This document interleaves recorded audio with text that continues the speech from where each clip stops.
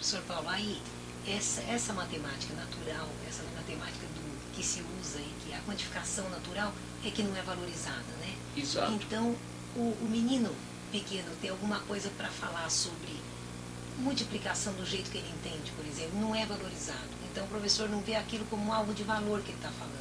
Porque é uma outra visão do que é matemática. Exato. Ela é matemática, uma coleção de teoremas, ainda está muito incorporado, né, professor? Na Esse medida natural que o senhor está despertando aí. eu acho que na medida isso não se dá apenas com a matemática.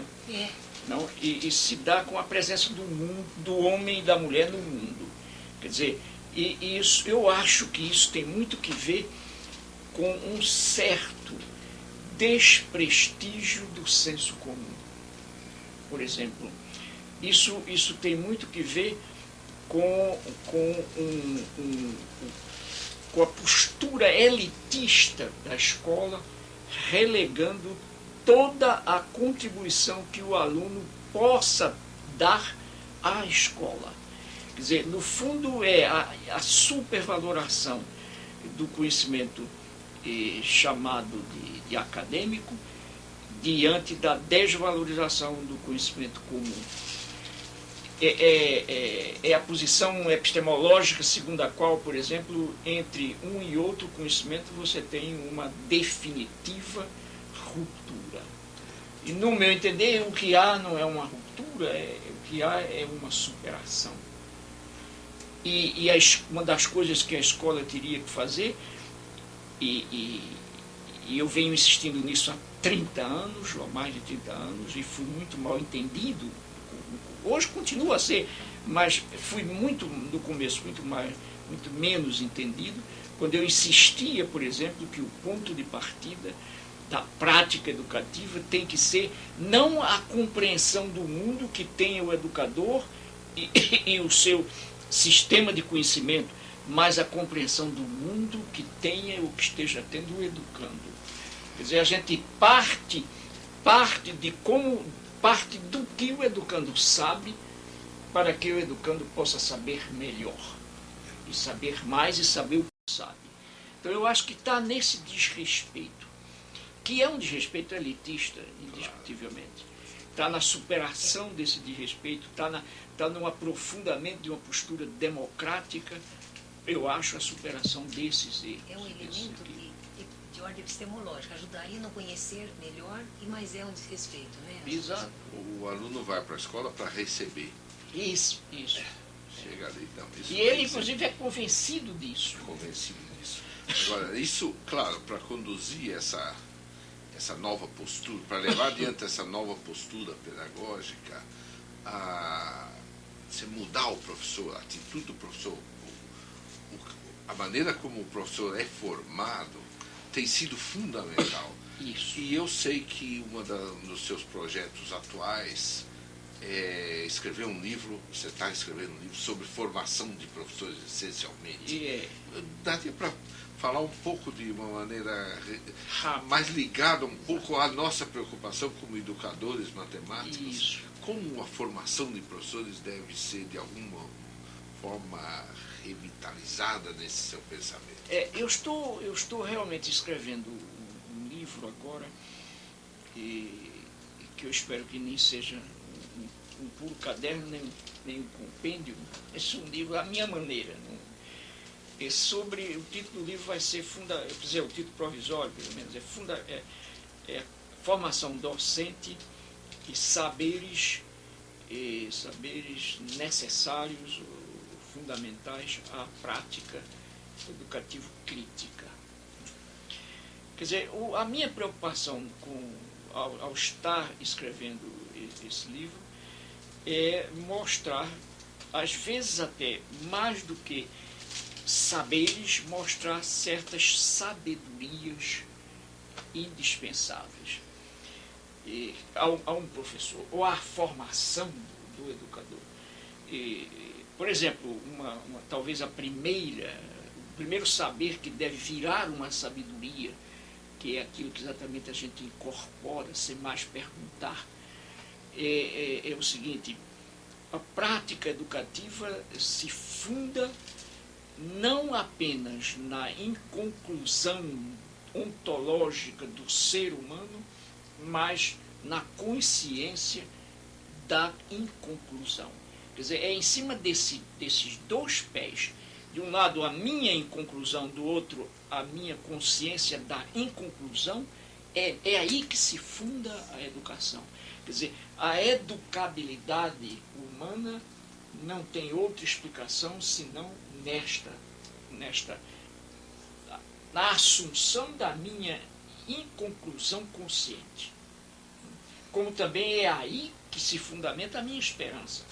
Você imagine que incongruência seria que ser inconcluso como somos e conscientes da inconclusão, não nos lançássemos num permanente movimento de procura, de busca.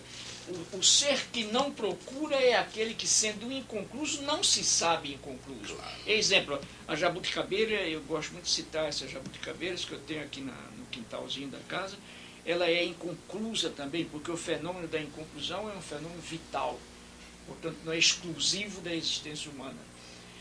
Mas o nível da inconclusão da jabuticabeira não tem nada mais que ver com o meu nível de inconclusão. Quer dizer, a jabuticabeira é inconclusa, como inconcluso é o meu pastor alemão aí nesse quintal, mas eles não se sabem inconclusos. No caso da gente, da consciência. Exato, a gente assumiu a inconclusão. E ao assumir a inconclusão, a gente é levado à busca. E seria um absurdo buscar sem esperança. E é o seguinte, eu posso até, ao buscar, não encontrar, mas a minha esperança faz parte do processo de buscar. Não há busca desesperançada. É um contrassenso. Então, por exemplo, esse saber, nem sempre os educadores foram um dia desafiados para saber-se interminados. Entende? Então, eu estou escrevendo sobre isso. Um outro saber, que eu acho que é uma sabedoria já, sem o qual eu acho que não dá para ir para uma escola, é o saber de que mudar é difícil, mas é possível. Quer dizer, como é, Biratã, que tu poderias andarilhar pelo mundo como tu andas na África, na Europa, nos Estados Unidos, discutindo o que é a matemática e discutindo como propor a matemática, se tu não estivesse convencido de que um dia pode mudar? Mas é claro. Dava para você sair nem para Campinas. É a essência da nossa saída, claro. Está aí o impulso. Claro. Esse saber precisa ser discutido, não imposto, porque nada disso pode ser imposto, mas tem que ser posto em cima da mesa para que o jovem que está se formando para ser professor amanhã tenha, como é que eu diria, ele repouse nesta verdade. Eu me movo como professora, como professor, porque apesar de saber quão difícil é mudar, eu sei que é possível mudar. Pode ser até que quem vai mudar, o agente da mudança mais radical, não seja nem sequer a minha geração. Mas sem a minha geração, a outra que muda não vai mudar. Nós trabalhamos para um outro futuro, que nós acreditamos seja possível. Né? Exato. Nós acreditamos. Então, um outro saber, por exemplo, que eu preciso saber, é que ensinar não é transferir conhecimento, transferir conteúdo. É lutar para, com os alunos, criar as condições em que o conhecimento seja construído, seja reconstruído. Quer dizer, isso para mim é que é ensinar. Enquanto eu não estiver convencido disso, enquanto eu estiver convencido, pelo contrário, de que ensinar é chegar às 9 horas da manhã e despejar um discurso transferidor de objetos, e que são apenas perfis de objetos, que são os conteúdos, então eu não sei o que é ensinar, eu não sei o que é aprender. Por exemplo, é preciso que eu, como professor, saiba que, do ponto de vista histórico, o homem e a mulher primeiro aprenderam para depois ensinar. Quer dizer, o aprender precedeu sempre o ensinar. O que é que está acontecendo na sistemática da escola? O ensinar virou o mais importante e o aprender foi burocratizado com a burocratização do ensinar. Quer dizer, na verdade, o que eu não posso é deixar de conhecer ou de reconhecer os dois em processo contraditório dialético, em que quanto melhor eu aprendo, tanto melhor eu posso ensinar, e quanto mais eu ensinar, tanto melhor se pode aprender. Mas foi aprendendo socialmente que historicamente as mulheres e os homens descobriram no ato de aprender diluída a prática de ensinar. Um dia na história dos homens e das mulheres, e um dia mais ou menos recente, é que descobriram que porque aprendiam era possível ensinar.